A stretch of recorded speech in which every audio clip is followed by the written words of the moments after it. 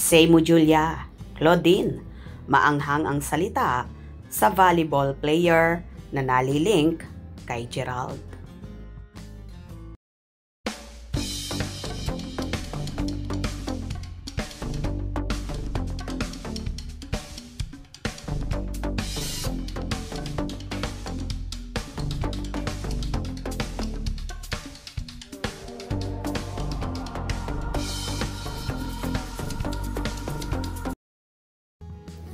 Naglabas ng kanyang saloobin ang aktres na si Claudine Barreto hinggil sa mga kumakalat na chikang hiwalay na ang pamangkin niyang si Julia Barreto at longtime boyfriend nitong si Gerald Anderson.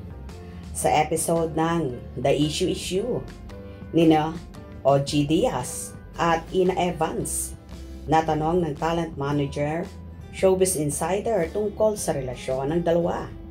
Ako, I don't have any idea. Saad ni Claudine. Pagpapatuloy niya, I have no idea. Puro naririnig ko rin lang ang daming mga fake news. May kung sino-sinong babae. Gigi, may ganyan. RC, napatunayan mo na fake. Natanong rin ni OG si Claudine tungkol sa volleyball player na si Vanny Gandler na isa rin sa nalilink kay Gerald.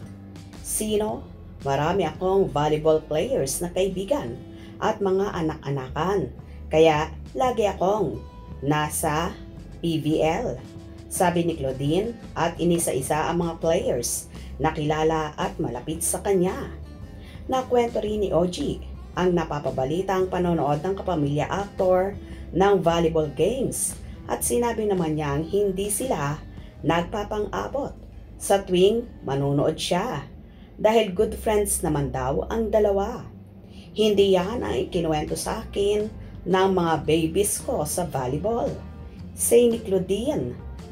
Nang usisain naman siya kung ano ang splok na nakakarating sa kanya, sinagot niya ito ng secret. Chika ni Claudine, sa ngayon ay hindi na siya manonood ng BVL Games dahil may nagtitrigger sa kanya. Siya, ayaw ko nang makita. Say ng actress. Dagdag pa niya, wala naman akong galit sa bata. Hindi ko lang siya gusto. Pwede naman yon, di ba? Well, tila maanghanga at may laman ang mga sinasabing yon ni Claudine. At sinasabi pa nga niya na ayaw na niyang manood ng volleyball. Sino ba naman ang matutuwa kung nababalitaan talaga niya na may third party na naganap sa kanyang pamangking si Julia at sa long-time boyfriend nitong si Gerald.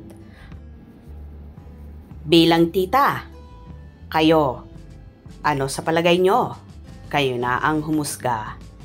For more latest updates, please follow and share. Thank you.